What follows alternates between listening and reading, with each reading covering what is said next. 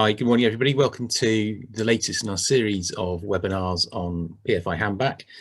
Today, we're focusing on the education sector, and I'm pleased to say we've got three grizzled PFI veterans with us today to give us some insights on the particular intricacies of handback in the education sector. First of all, we've got Tim Cooper, who's SPV Director at Bellrock. We've got John Hargreaves, who's performed a number of roles in the PFI sector, including he's been a chair of a multi-academy trust.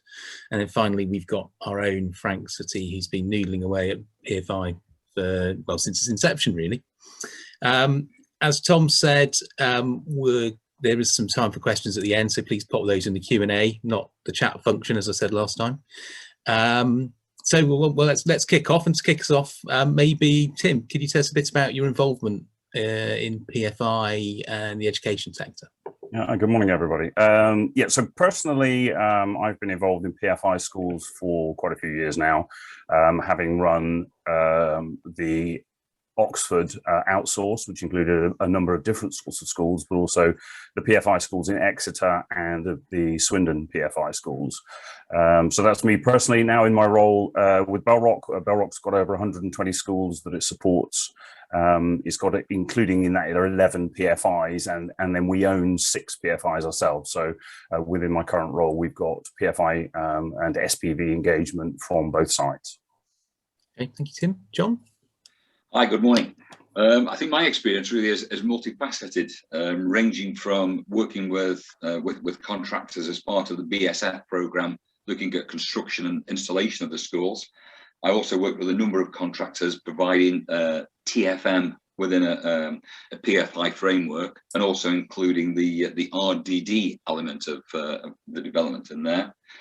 As you've already said, James, I was the chairman of a large MAT that had a PFI school in its portfolio, and currently I work with a number of trusts and schools, either as part of due diligence under a rebroker process, or working with them to get best value out of their PFI contracts. Okay, thank you, John. And Frank, tell us about your many years at the coalface. Good morning, everyone. Yeah, I mean, it was inevitable, I think, I got involved in PFI because I'd been working on something similar before that, the private financing of the Royal Armouries Museum in Leeds, where we even managed to transfer demand risk, although we subsequently discovered that didn't work. So yes, involved in the early single school projects, then involved in group schools, then involved with partnership schools on their panel, caused a bit of a stir by not being happy with the turnkey model of bringing your building contractor, FM contractor, along with an IT supplier. So in Knowsley, we broke the mold and procured the IT supplier separately. It involved an extra interface agreement, but that was really the only difference. But PFS didn't seem to like that for some reason. And then there was Priority School Building Programme, of course. And since then, there's been variations to projects because schools never stand still. Right. Okay. Thank you, Frank. So, when we look at PFI in the education sector, there's good bits, there's bad bits. What do we think of the good bits from PFI that the education sector would want to retain going forward, and particularly perhaps with procurements for replacement facilities? Maybe if we go to John first of all. Okay, thanks, James. I think one of the key things for me is the actual length of the contract itself. It's undoubted that long-term contracts have the potential to reduce anti-transaction costs, primarily because there's not the continual sequence of procurement. There's also elements that are known within the contract. So if you look at the life cycle programme, you're almost guaranteed through I suppose, focus on the lifecycle program to ensure that the asset is always maintained at a quality standard. There's a help desk process. Again, that's within there. People will be familiar with it. And also, I suppose, at the end of it, there's a structured change process. Everybody knows what they've got to do to affect some of the changes to the assets, I think, as Frank has already said. So overall, for me, the key thing is the opportunity for potential transparency, knowing what activity needs to be taking place, and also it's clearly costed. Okay, thank you, John. Tim? I agree with a lot of what John said. I think the one thing that strikes me is that the value of a ring-fence sinking fund or life cycle fund or structure is something that I think has maintained some fantastic facilities in a very cash-strapped sector. I mean, we hear at every turn how challenged education is as a sector in terms of funding, and I think in the PFI environment where you've got that ring-fence sinking fund, you have a contingent that keeps the quality of the facility constant through the entire life of it. Another element, I think, is actually the access to property expertise as part of these partnerships. John mentions long-term contracts. So actually having a stable partner who is a property specialist adds something to the partnership when the rest of the organisation is an education specialist. That they're discrete activities, and that support model is something I think that PFI, where it's worked out well, has demonstrated can really add value. Okay, thank you, Tim. And finally, Frank. Something that's overlooked, I think, is when Building Schools for the Future started, there was also an education transformation programme that I think, to be honest, petered out, but there was a lot of emphasis on it at the time. And what resulted was it influenced the architectural outcomes for projects. And so the kind of schools that we have now, and we have a lot of them, are very different to the way schools were designed and built previously, with big airy atriums, for example, much more relaxed areas for theatre projects and things like that. And so it has made a big impact, I think, where it has been able to happen. Okay, thank you, Frank. So as you all know, I'm a big fan of the Public Accounts Committee. And they've highlighted that the education sector is a particularly complex area in the context of PFI. And why do the panel think that might be the case? Maybe we'll go to Tim first of all. I think the reality is that education is a very complex sector, period. There is no other premises type where issues like security and compliance and SAT compliance are trumped by safeguarding considerations. And also they have to accommodate a hugely diverse user group. So adding the complexity of a PFI property type with that relationship and responsibility to a stretched education specialist is always going to be tough. So, quote, I can't believe it's so complicated. And that came out on a previous webinar, and I think that is the reality. This is where the Public Account Committee very, very rightly picked up on the NAO guidance to say, actually start thinking about this a lot earlier. It is complicated, but when it's complicated on top of a very complex environment, that is going to be tough. Okay, thanks, Tim. Frank, any thoughts? Yeah. I think the thing that will dominate the lawyers' thinking when addressing PFI handback is the number of stakeholders involved, many with a real financial interest in the project. We have group school schemes. And I think when group school schemes started, it wasn't necessarily envisaged that the ownership of the individual schools would be as fragmented as they are now. You could have a group of, say, 10 schools with maybe a couple still under local authority maintained control, others within MATs and not even the same MAT. So you could have quite a variety of parties involved. And then if one of the schools happens to be a voluntary aided school as well, you've actually got another party with an interest in the future investment in that particular school, and so concerns about the state of the school, because dioceses will meet 10% of the capital costs of any investment required. It's complicated, and you'll certainly require careful management. Okay, thank you, Frank. John?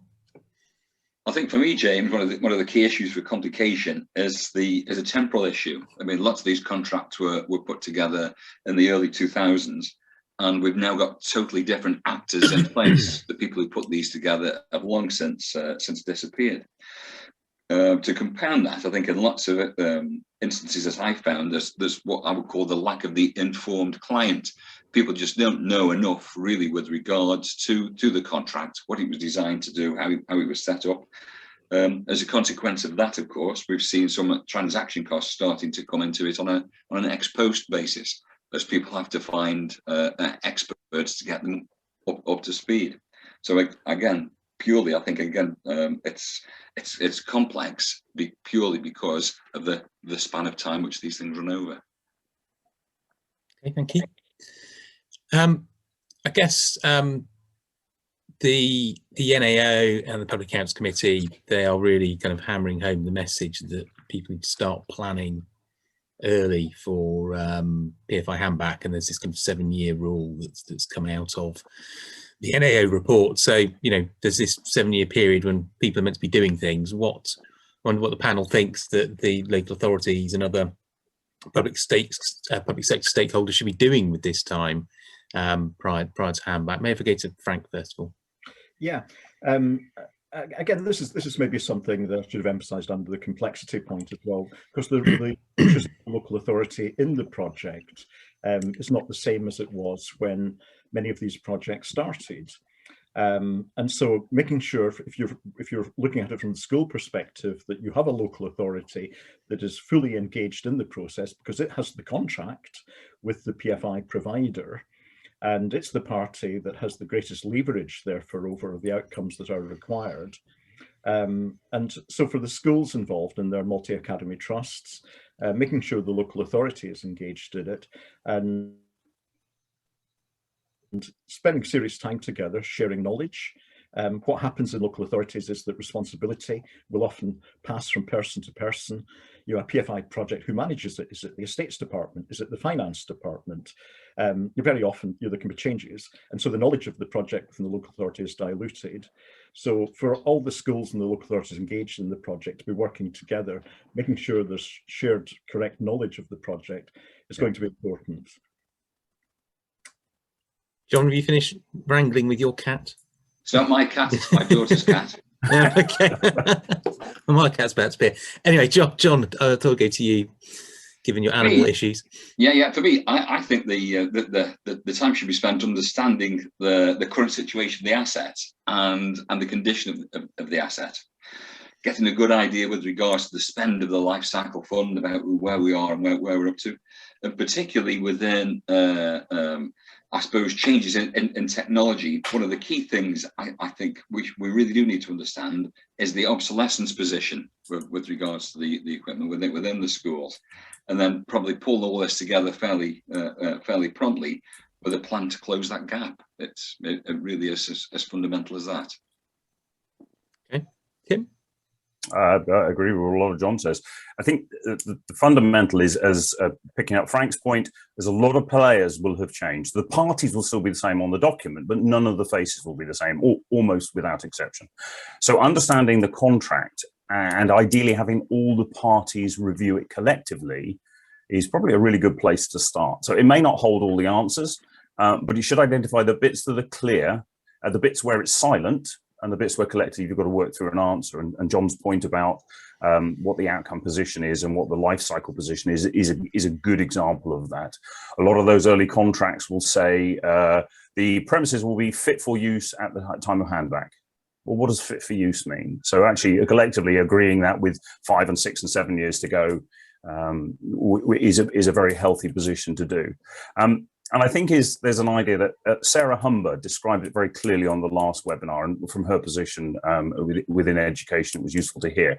And it's to ensure that the service and final property is exactly what was bought and paid for, nothing more, nothing less. And I think that's a really great place to start in terms of that understanding before you get into the downward slope towards the end, where things become much more contentious, almost while you've got enough headroom that it can be an academic discussion about what we know and what we don't know. That's a really helpful place for all parties to be.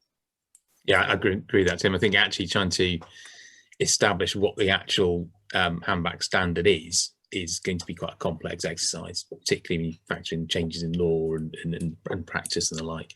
Yeah, you never want to design your fire drill while there's a fire going on, do you? So do it while it's an academic exercise. Absolutely. So on the flip side, what should the private sector, investors and FM providers, what do we think they should be doing with the 7 years? Maybe we'll go to you first, Tim. Pretty much the flip of what I've just said. I mean, all parties need to understand what the position is, and things would have been agreed back in the day. They would have been done by a grey-haired bunch of academics, and all of whom have probably retired, with the single exception of Frank, obviously.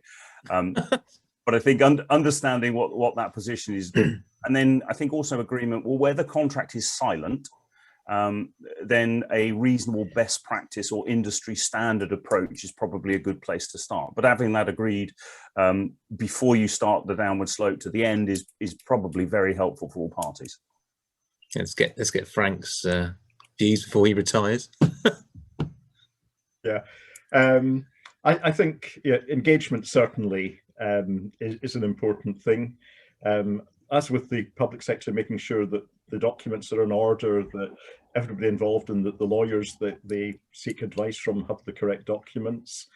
And also be clear about the fact that it's got to be a friendly process. I remember helping a local authority exit from a contract for during intervention when Serco and Capita and companies like that had education services outsourced to them. And the company concerned became very contractual at the end of the contract. You're only doing what it was obliged to do under the contract. I'd suggest that's not a good way of handling any situation. It just gets you into more trouble. And that's certainly something I don't want to see with handback. Okay, thank you, Frank. Yeah. John? Yeah, I think building on what Frank said, for me, the key element, and it's clear, I suppose, with the number of trusts that I work with, is I'd like to see the relationship develop between the school sector and the providers.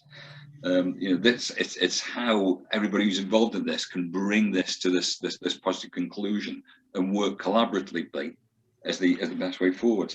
The other, I think, the key thing that the providers have to do is embrace innovation and technology that we've already talked on. The carbon issue is gathering pace, and also there are changes within working practice. And again, how people work and how people are engaged in the delivery of services. That's fundamental as to how this is going to be brought together to an end position in the best possible way. Yeah, I think that's a really good point, John. I think people probably need to be flexible rather than just slavishly following the contract. And I think you touch on net zero. Well, when you are doing handback and people are looking at life cycle spend in the latter years of a contract, is that when people should be reflecting on what the contract provides, and is that fit for purpose in today's world? So, do you still want a gas boiler, or should you be replacing it with something which fits the new agenda? Yeah. And that means that comes back to collaboration and working together, which That's definitely obviously key points. And I think as we said before in these webinars, that if people don't collaborate, it's going to be a fairly arduous process running a handback. And I think, and also to highlight, document collation, really important, making sure we've got all the paperwork in terms of what people's contractual obligations are. Not an easy task. No, I think, James, you see, there's nobody got the monopoly on good ideas. So it's how these people can all come together to get the best out of this, and like I say, and work in a different way, work in a non-contractual way to bring about what's going to be required. Really, to me, seems a logical way forwards. Yeah, totally. So one of the interesting facets about the education sector is the kind of the mix of schools that we have in terms of ownership. And what views the panel has as to what issues this creates in terms of handback and in education. Maybe go to Frank first of all. Okay, I've kind of dealt with this in terms of the stakeholders that are involved in the process. I'm in danger of stealing Tim's thunder on one point, and that is that in a group scheme, obviously on the private sector side, there's a lot of emphasis upon efficiencies, economies of scale, and that was one of the advantages of a group scheme. It's one of the very reasons group schemes were brought about, because you would have a common FM service across all the schools. Now that then brings into play how you detach the individual schools from within that group. In PFI terms, at the end of the contract, schools will still want an FM service going forward, but there could be some complications around the detachment of the existing service, if you like, in terms of perhaps some of the services are undertaken over a group of schools. You don't need a full-time person in one of the schools to do a particular task. And so there'll need to be a sort of thinking through for the individual mats involved, and for schools, the local authorities will need to think about this if they're still maintained, about what the impact of the termination is with so many parties interested in the contract. Okay, thank you, Frank. John? Yeah, I think for me, with a number of different organisations that I'm working with, it's almost as though we've got a two-speed approach with local authority schools and the academies, because I think there's different levels of knowledge due to specific practice and times, and also I think with regards to the academy trusts, they've got better access to advice. And clearly, and better access to specific specialists. So it's really one down to the informed client. It's really making sure that everybody really understands, I suppose, what actually is part of the contract and how this has to work. And that's something that I'm not particularly seeing in some areas. The lack of the informed client could actually be holding people back. Okay. Tim, any views? I think the funding differences between maintained the local authority schools and academies is something that everybody needs to be aware of. It can be a complexity. The money flows the other way around, but the contract position may be as it was at day one. I think both John and Frank make good points about the buying power and the complexity of that. But I think as we approach the end, we need to try and separate the two different elements. So in my sites, the SPV, the special purpose vehicle, is a time limited relationship in most cases. I am the mortgage and the elements that go with that. The service delivery for the support function is something that can have a much wider scope beyond the particular PFI school, and that is something that we're having those relationships and expanding on what the value propositions with those relationships could be in a wider context is something that always needs to be considered. So it is one extra level of complexity in a very complicated situation. Thinking it through early and agreeing what the plan is beyond the end date is probably a way of minimizing the risk around that, but actually making it the most effective. John repeatedly makes a very good point about life cycle, about technologies, and what the asset's going to look like, but also how is it going to be looked after and maintained beyond that point, because that would be the bit that would need to consider what longer term funding is beyond the end of the PFI. If it's a hard stop in terms of a lot of elements of the current PFI, then the good goes out with the less favourable bits. I think that's actually very interesting, is what comes after. I think, particularly the local authority side, there is a lot of focus about the handback process, and that's important. But what comes next is perhaps more important. And I think there's a challenge there, isn't there, in running both, the handback process and reprocurement. I think also it should be remembered that during the life of these contracts, a lot where they have academised, is at the end of the contract, the local authorities' involvement in the game pretty much ceases. They're only a party because there is a legacy PFI there. Otherwise, the academisation would have moved them beyond the sphere of influence of the local authority, which was the purpose of academisation. Yes, absolutely. And do you think that might drive their approach to handback in that context? I think what it might do is that the resource required to run this through to the end may not be something that sits within a local authority. We have one local authority. We are the only PFI school within that.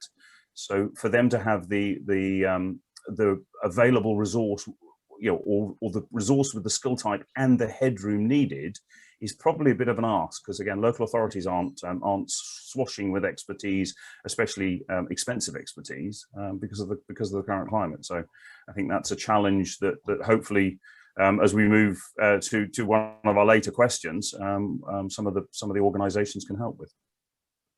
Okay, thank you, Tim.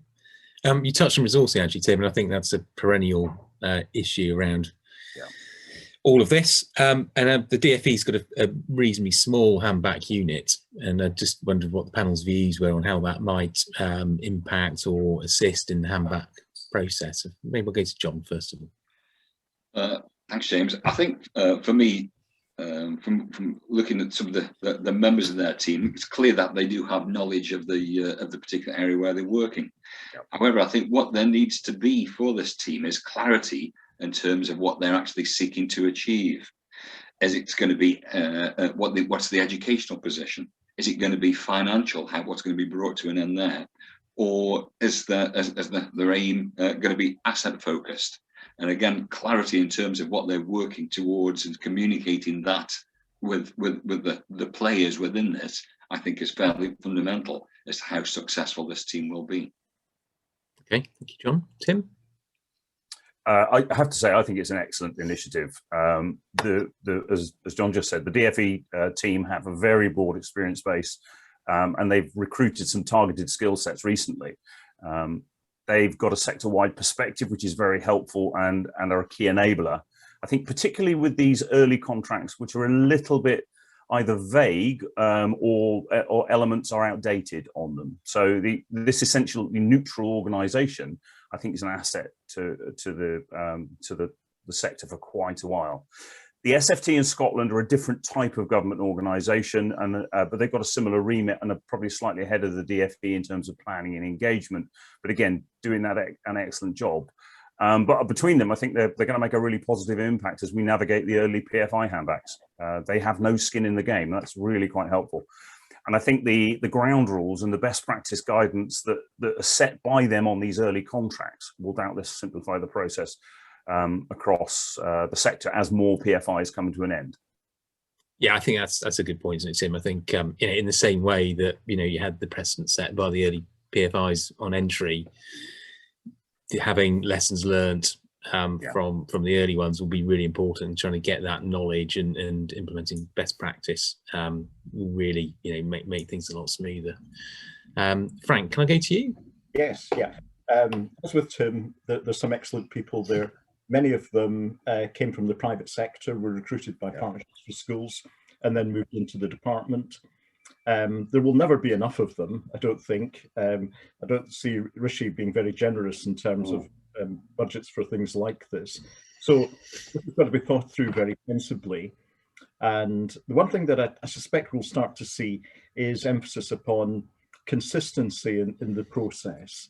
These are people that worked with a very consistent process of procurement under Partnerships Schools and then the Private Building Programme. And so we'll expect to see some consistency from them. I would also like to say, but I will say this, that they should be critical of the lawyers appointed and make sure that the authorities that perhaps need the most significant input from external legal advisors get it from the right sources. Those of us that worked in early PFIs, lots of lawyers piled into the sector, some better than others. And there's a serious danger that so many projects move into exit expiry at the same time that you end up with a lot of advisors becoming involved that really won't be starting from the right position. And so that team can be a moderating influence in that. Expensive consultants, Frank. Well, can't have those. Well, we'll think about frameworks again. Your Partnerships with Schools had its framework, Private School Building had its framework. So there was competitive procurement and competitive pricing. We didn't mind that, did we? No, not at all. School funding, always in the headlines, particularly around COVID-19 recovery. Does the panel have any views as to whether there should be some kind of ring fencing of funding to assist with handback? And maybe if I'll go to John first of all. I think for me, the questions I would ask about this is how would you arrive at what the ring fence position is? What would the fund be used for? Is it to mitigate a potential loss or a potential loss for the local authority in terms of a shortfall? I guess for me, I'd want to be more proactive and just come to the view that prompt action now might mitigate this as a problem and need to ring fence funds at a later date. Yes. Okay. Frank? Yeah, I agree with John. It's going to be very difficult to say that there should be budgets for this particular stage in the life of PFI. A question I would put into this is, the whole process started with private finance. Does it need to finish without private finance? And within Freeths, we are looking at your potential future models.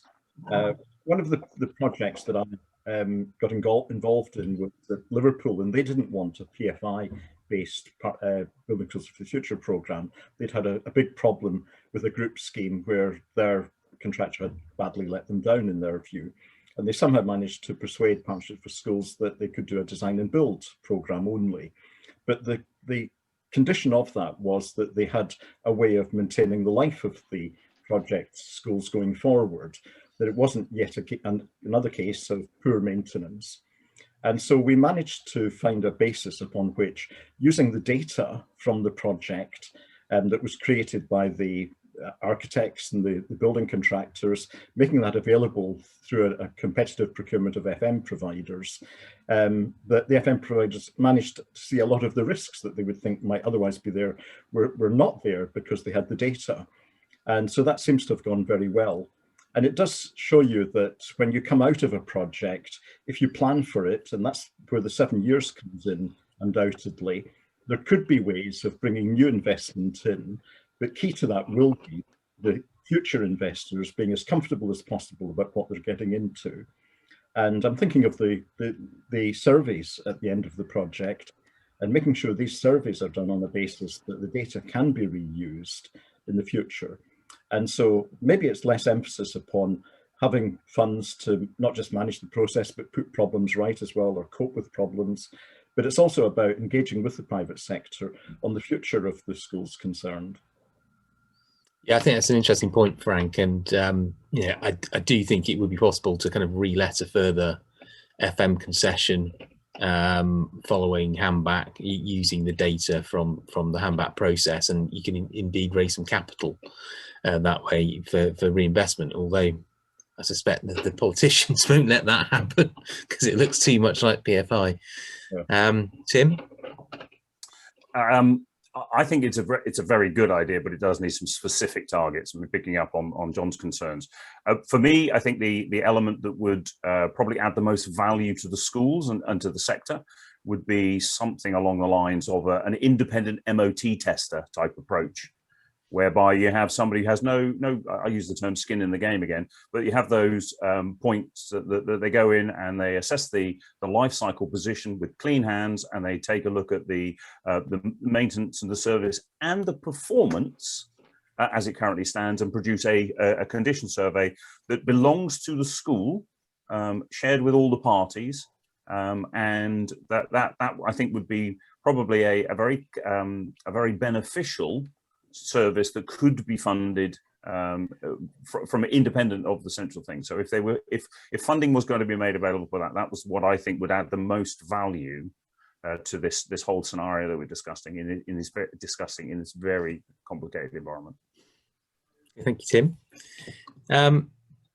So do you think in general that the education sector is good in learning from its experience and sharing the knowledge from what's happened before, or do you think it's something where things could up their game? Maybe Frank, you could start. Yes, it's quite interesting. Some of us on this webinar have probably been or are governors of schools, and the thing that surprised me, I spent quite a number of years as a governor of a voluntary aided school, and what surprised me was the lack of collaboration between schools in a particular area. And maybe that was understandable because they are, in many respects, competing for the pupils because the money is pupil-led. And so historically, in my view, and others may want to say otherwise, I don't think the sector has got a strong collaboration culture, if you like. But what does happen through a particular group PFI scheme is it does bring them together with a common interest. And so, the collaboration that can be carried on into the future around the project schools is definitely something that I'd want to see as one of the good things that comes out of the projects that they've been through. Okay, thank you, Frank. Tim?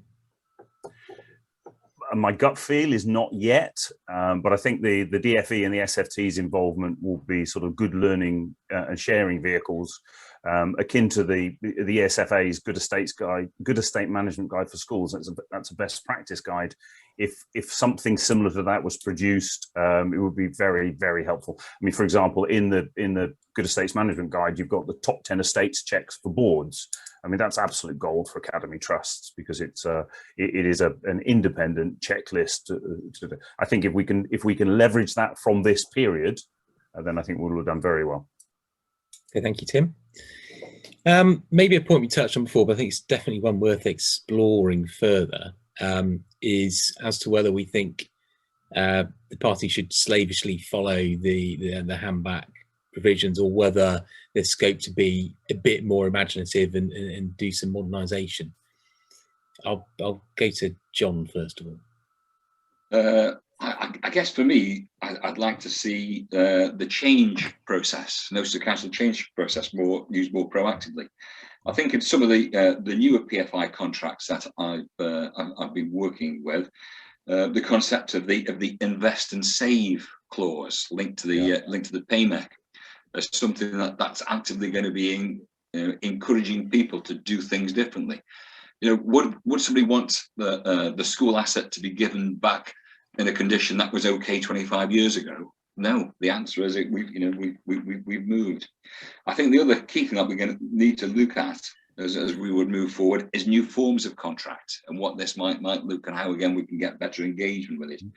I think rethinking the concept of life cycle management, and ultimately how we can really use technology. I mean, this for me is the key thing, is to use technology proactively to improve the asset. Fundamentally, I think what we've got to be, instead of just looking at the contractual position, is start to be more proactive rather than just being dogmatic and driving us and the whole holding us back to where we are. So slaving something, following this with a slavish attitude, to me, is something that we should avoid at all cost. It's quite interesting, actually, particularly around life cycle spend, where I think it's been more of a vogue towards greater public sector control over the life cycle pot, and particularly, when you see distressed assets, very often, the first thing the public sector wants to do is get hold of that life cycle pot and make sure it's spent. And I think flexibility is probably better. But Tim, enough from me. Sorry. I mean, just to come back, if I could, on that, somewhere when I was visiting the other day, there's lots and lots of noise with regards to electric vehicles and how we're going to put charging positions in here. Yeah. So I was at a large school, 150, 160 staff. There's a good chance in the not too distant future, these people are going to have electric cars. Why are we not thinking differently about how we're going to use the notice of council change to affect what's going to be happening in core society? We've got to think outside the box, I think, in terms of education and educational assets. Yeah, completely agree, John. Tim. Similarly, I agree with John. I think back some of these were contracts were written, the concept of the box wasn't even thought of, let alone thinking outside of it. Honestly, I think if we don't have a flexible approach, then value opportunities get missed. If we think, we've just touched on it, boiler replacement as an example. If the contract says you will replace the boilers within the last 5 years of the contract, fine. So you replace the boilers in the last 5 years. If it had said, as it probably does on much later contracts, consideration will be given to replacement or upgrade of the boilers in the last 5 years, because otherwise if there's a collaborative approach, you can have a grown-up conversation that says, guys, it's going to cost me 5 bags of gold to replace like for like, which is what I'm obliged to do. It's going to cost 7 bags of gold to upgrade it to CHP or an alternative fuel type, which might be the solution you need for the next 25 years. But if there isn't a collaborative approach, you're going to miss those opportunities. And I think that needs all stakeholders involved, so that the vision of what the right thing to do will be, and then a grown-up conversation about, okay, what is the cost implication of the contractual obligation? What is the concept? Because often that might be a saving, it might be a cheaper alternative, but often because it's not done collaboratively, you look at one element. So how much is the capital cost of putting it in, rather than saying, what is the capital cost and the running cost for the next 10 years? If I look at alternative approach, the capital is going to be a bit more, but the running cost is going to be an awful lot less. But unfortunately, some of these things, I'm sure as we get closer to the end, there is, and also it's being felt in some, there's more of a divorce lawyer approach being taken. And that's unhelpful. We're going to miss opportunities as a sector. And I think that will be one of the great tragedies of some of these early ones if they're not handled. We keep using the term collaborative. If everybody's talking the same thing, understands what the gaps are, understands what the obligations are and what the right route is, then collectively you can do that. John references, an element that the spend to save, a feature of 10-year-old PFIs, which is viewed as normal by all of us, but actually in these early ones that isn't the position. They hadn't matured enough to include that sort of thinking. So we do need a bit of help getting through this bit, but if everybody's on the same page, talking roughly the same language, that's a very good place to start. It's very interesting, actually. I think there has been a missed opportunity in terms of energy efficiency and energy generation assets in PFI, and I'm surprised there aren't more variations bringing those types of things into projects. But there we go. Frank. Well, I've got, sorry, I can just interject. Yes. One of the things that fascinated me and horrified me in equal measure was 10 years ago, working in Oxford, there was a requirement there to build new schools, and we had several projects on the go. But LED lighting wasn't an innovation. It was already becoming a norm. And yet, because the schools were being built out of one capital fund, and then effectively they were being given over to a completely separate independent entity, i.e. an academy, nobody would spend the extra bit to put LED lighting in as part of the base build, because they were being built as cost efficiently as they could be, but with no long view. And that struck me at the time as being just, it was a wasted opportunity on a mega scale. And you kind of thought, until building regs get changed to drive that behavior right at the beginning of the game, the rest of us are playing catch up. Yeah, totally agree, Tim. Frank. I remember back in, when it would have been something like 2002, representing a bidder that was successful with a technology project for education. It was a managed service to a local authority, and the bid team were talking about sticking aerials up on the roofs of the corridor, and somehow the internet would magically go around the building. And local authority was a bit fazed by this. And I've got to confess, I was a bit fazed by it as well. But of course, this was the early stages of what we know as Wi-Fi. Mm. And my thinking about this is it's probably reflecting on PFI. It's a great pity that we didn't actually pay more attention to the potential for innovation. And certainly in the energy area, the imperative of innovation. The prison service had contracts in the early days where there was encouragement of innovation, and there'd be a reward sharing based upon it. Maybe not the most likely sector to generate innovation. Others would have done it better, I think. And the problem, I think, from a lawyer's perspective is, of course, the weight of procurement rules that hangs around a project. Yes, there are change control procedures, but the moment you start talking to a lawyer about change control, they're diving for the specification and wanting to provide you some guidance about what you can and cannot do. But yeah, I agree with that. We have someone's obviously annoyed about this subject. But the good news, I think, is that post-Brexit, we can look again at our procurement rules.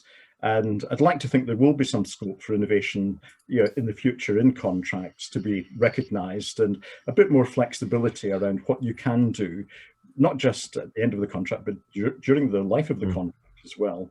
Yeah. Yes. Yeah, I do think I'll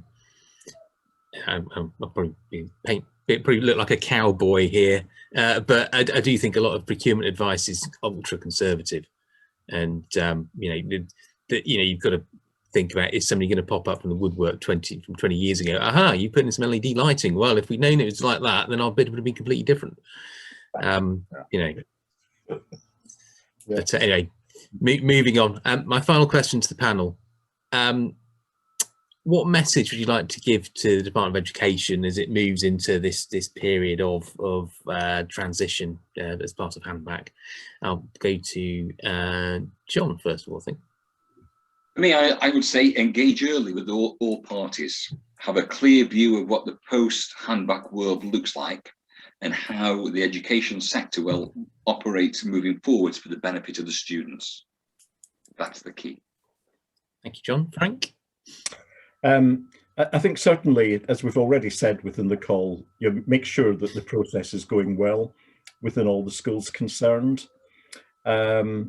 I think one thing we've not talked about is the different tiers of responsibility for schools within the department, because we have regionalisation, regional schools commissioners, and so on.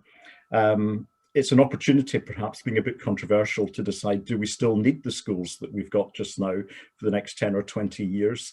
And the RSCs will have a role in that undoubtedly, because we're now into a period when assets are being repurposed. You can do things, and some schools actually had healthcare centres attached to them and things like that. So DFE needs to work cross-departmentally as well. Remember that there's other parts of government that might have an interest in the fact that a contract's expiring and that there could be new life coming into that particular asset. Okay, and last words, Tim. Oh, thank you. My broad message would be keep up the good work. Run seminars on the experience that you're gathering, because I think that will be invaluable for those where it's a peripheral idea or a peripheral concept to someone actually something from the DFE centrally telling everybody what the battle scars were, what the problems were, how the routes you can to resolve some of those issues. And I genuinely think having no skin in the game is a fantastic perspective on the sector. And I think the fact that they're looking at it sector wide is what we all need right now to help us through this very complex period. Okay, thank you, Tim. So we've got some time for some questions. I'll just sift through the Q&A to make sure we avoid the difficult ones. Okay. Okay, so one question. My fear is that the public sector will not be sufficiently clear on their plans post-handback early enough to inform the handback process. How does the panel see the private sector addressing this? You'd like to pick that up first. Well, I think as a sector, we are probably better positioned because that will be our obligation in other spheres, other arenas. I mean, if our involvement in healthcare gives us a longer perspective, our commercial engagement with other sites has longer vision than some of that. And I think genuinely a lot of the authorities are going to find themselves with the rationalization and the changes that have happened to have a fragmented skill set. And so being able to rely on partners that they have a relationship with to give them that longer view might be the right way forward. Frank makes the point about longer term engagements. John's point about the beauty of PFI was those long contracts. Maybe that's where some of that support can lie, where you have partners in harness who weather those longer term concerns for you. Okay, John. Yeah, concur with Tim. It really is about I suppose the partnership and relationship approach.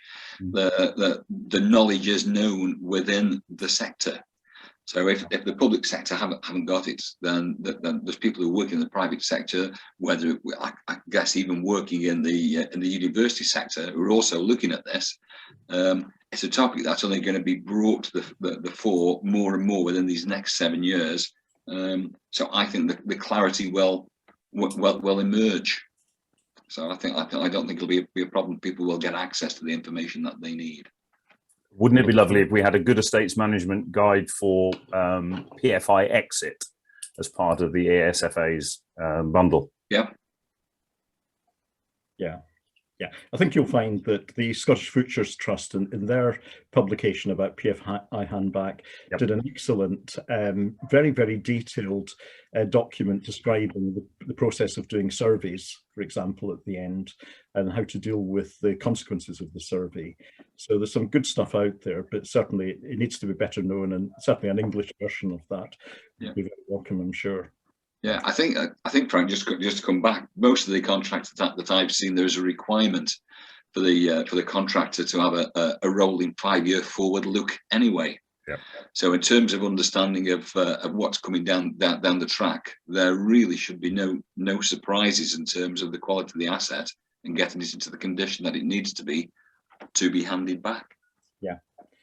I think one of the frustrations the private sector will find during the process of expiry is who they talk to when they genuinely want to be helpful. You know, the idea of expiry, it's better to almost think of it as transition. You know, there is going to be life after the expiry date on the contract. And certainly from my experience of seeing contracts expire, you know, the education services one, for example, you know, towards the end, there was a lot of emphasis on, look, we know this, we have this information, and this is valuable to you, who should this go to? And so therefore the project management of the process is something that's key, because you will find that the private sector will be very helpful at that time. They want to come out of the project. They don't want phone calls a year, 2 years later, asking about things that could really have been handled better earlier on. Okay, thank you, Frank. We've had one comment in the chat, which I think is probably worth just putting out there to get views on the panel. But really, it's from a local authority saying, look, you know, very few local authorities will have the resources available to be able to start this process 7 years out from expiry. Do you have any thoughts on how that bridge can be, that gap can be bridged? I think that is a reality that we all need to consider, and that support from a central audience may help with that. But also 7 years out, with, you know, career progression within an authority, the person whose job it is right now may well have moved into a different role or progressed in their career, in which case they may not be ideal. So it could be that something a bit more generic as the approach for the authorities would help better necessarily than having somebody individually assigned to it at this point. But as as Frank made the point earlier, you know, sometimes these sit in very different parts. In some authorities, they'll sit within property, and others they'll sit within finance. In some cases, because it's a legacy contract, legal are the only guys that have got hands on the reins. So very different scenario in lots of different places. Okay. If I come in next, I think collaboration is a potential in this area. Obviously, planning for 7 years ahead doesn't sound, if I'm right, a full-time job for someone to begin with. But having said that, the potential for creating full-time individuals to work on this would be very, very attractive, for the very reason they would then have the knowledge continuously available to that authority through the period. And so therefore, collaboration of local authorities across the piece would be a sensible thing to do. And then appoint a team that can then work in terms of exits of the projects. Yeah, I concur there, Frank. I think they, for want of a better word, cross-border collaboration is something that's going to be fairly critical to to bring this to a successful conclusion. The fountains of knowledge will emerge within this over the next 7 years, and really, as I said earlier, there isn't the monopoly on good ideas, and how this is shared and the forum of which is used to communicate this. I think we'll again see this brought to a successful conclusion. Okay, and I think our final comment today, controversial one, that PFI is an expensive waste of money. Discuss. Who'd like to kick us off? Tim, I'm sure you'll have views on this. The PFI dog got a bad name a long time ago. I think we kind of are all aware of that. It is expensive, but then you need to add into that a value proposition. John has a very amusing anecdote about a one-armed fisherman. So if it's 10 bags of gold for the service, you know, that's quite a lot of money. If it should be 9 bags of gold, then it's expensive. If it should be 11, then actually you're getting great value. So you need to contextualize it. And any time you add the mortgage to the running costs, especially if you've got an extra element, which is a sinking fund or a life cycle fund, the big number at the end is always going to look high. But in terms of, for the sector proclaiming that, you know, that there is a value to that, look at 20-year-old PFI schools that are well run, and look at 10-year-old maintained schools that are well run, and some of the differences will be quite obvious, because in a sector that's strapped, having ring fence funding for the property and the premises and the built environment that helps generate those brilliant outcomes for the pupil experience. That for me is where the value is. So yeah, it is a big amount of money, but I maintain that it's good value. And I would, wouldn't I? Frank.